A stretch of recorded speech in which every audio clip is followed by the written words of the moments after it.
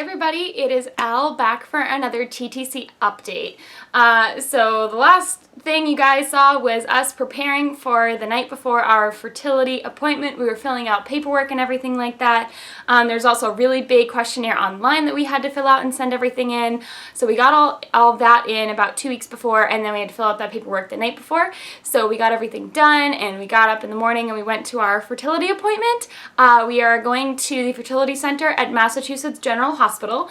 So kind of like what we experienced is just one hospital's experience. There's a lot of places, especially in the Boston area, if you're in Massachusetts and stuff. So this is just like one experience. Anyways, so we went up there.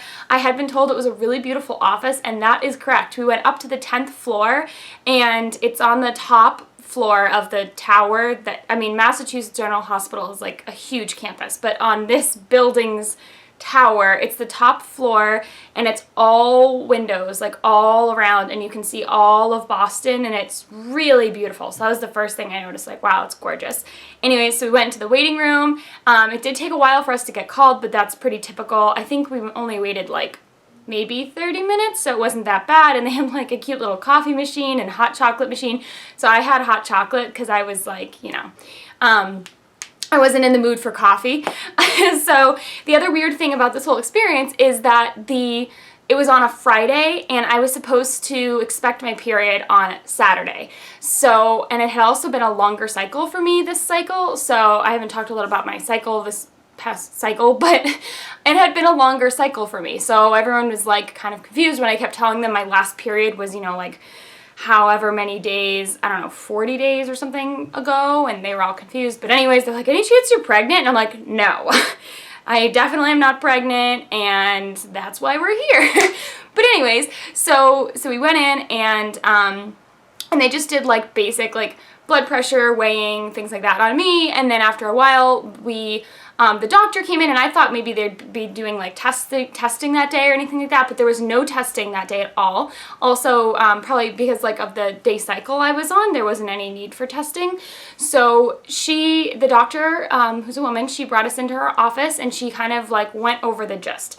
So my husband had a semen analysis earlier in the year, and he was prescribed a fertility medication, which I talked about briefly. And they don't usually treat men for fertility. They usually just go like right into IVF, IUI, whatever. But in our case, his condition is an endocrine disorder, and it's very treatable.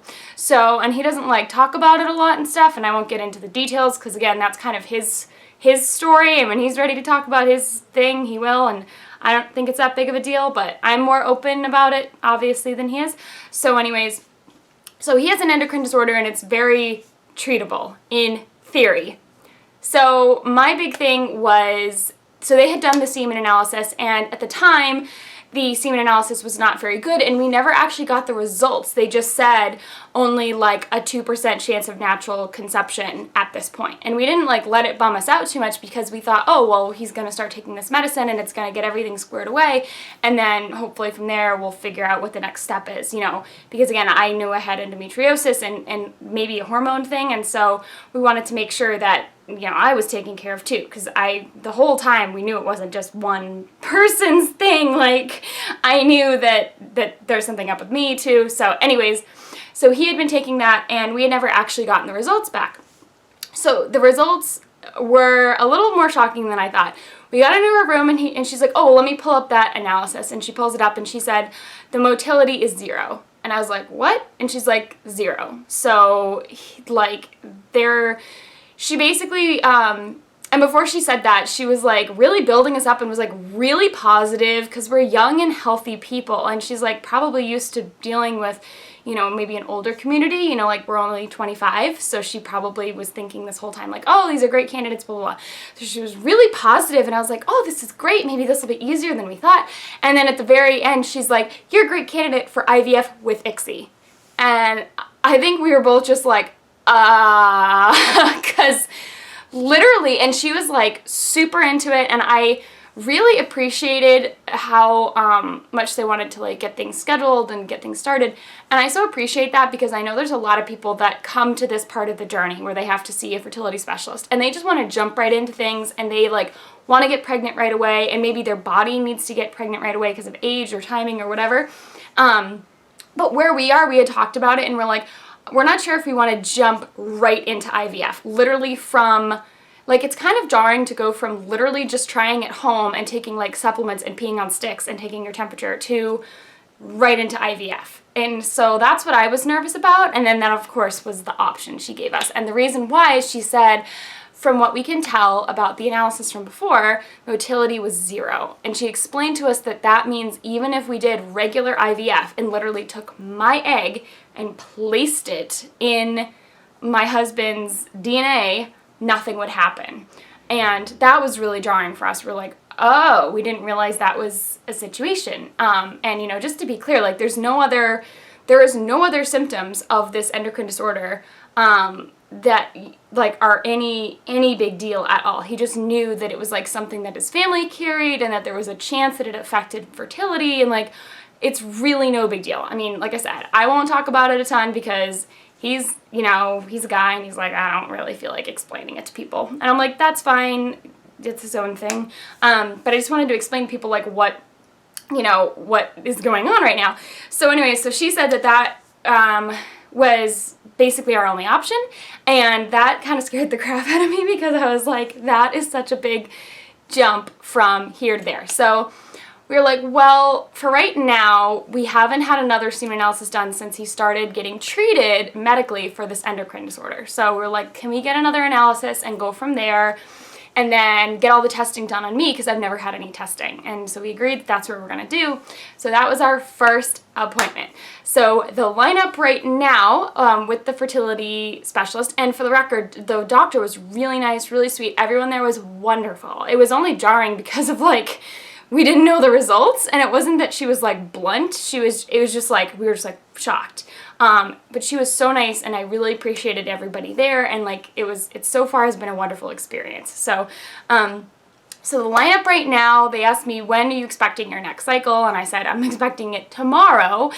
And they said, okay, here's the hotline you're gonna call on this day. Like, obviously we're not setting up IVF right now, but we wanna get all the testing done on me. So that's the whole point. So they said, so this RE appointment was like this past Friday, and it's now Sunday.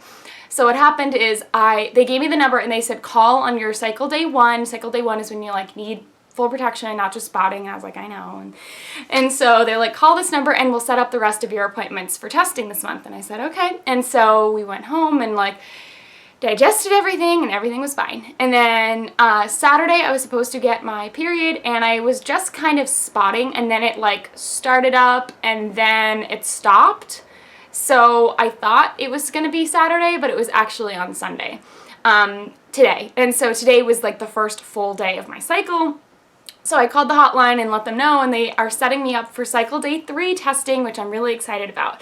So I'm going to go ahead and end the video and let you guys know that was my gist with our first appointment at the Fertility Treatment Center / Reproductive Endocrinology. I have a bunch of kind of appointments coming up. We're going to do cycle 3 testing, cycle day 3 testing, which is blood work and antral, this is sad, I'm a nurse, I should know the word, antral follicle testing, like where they do the internal ultrasound and see how many follicles you're growing at a time. So, which I've never had done before. So we're going to do that, and then we're also going to have an HSG for me, which I'm really nervous about because I have already heard the horror stories and I'm so scared. But anyways, we're going to do the HSG and then go from there. And then we have a follow-up appointment scheduled, and my husband's also going to have a repeat semen analysis in this month so that we can see what's going on with him. But that's it for now, guys, and I will talk to you guys later. And if you like, subscribe. Bye!